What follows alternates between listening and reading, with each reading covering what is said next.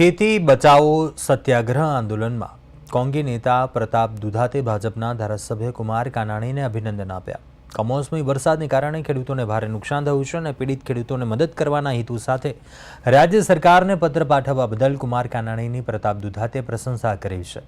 તેમણે કહ્યું કે આ ભાજપ કોંગ્રેસથી નહીં પણ ખેડૂતોને બચાવવાની વાત છે, માટે કુમાર કાનાણીને દિલથી અભિનંદન આપું છું।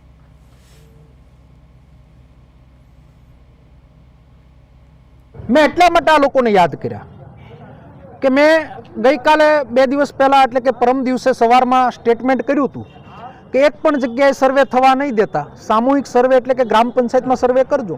ડિબેટમાં મજા આવી, કટાક્ષો મજા આવી મારી ઉપર વાતો કરતા હતા। સાંજે દાદા એટલે કે આપણા મુખ્યમંત્રીએ નિવેદન આપ્યું કે ભાઈ હવે સર્વેમાંથી આપણે બહાર નીકળીએ અને સરપંચોના સર્વેને અમે માન્ય રાખશું। દેવા માફી માટે મેં સંસ્થાઓ, સાધુ સંતો, રાજકીય પક્ષો બધાને નિવેદન કર્યું હતું, અપીલ કરી હતી। કોઈ વ્યક્તિ સ્વાર્થ નથી।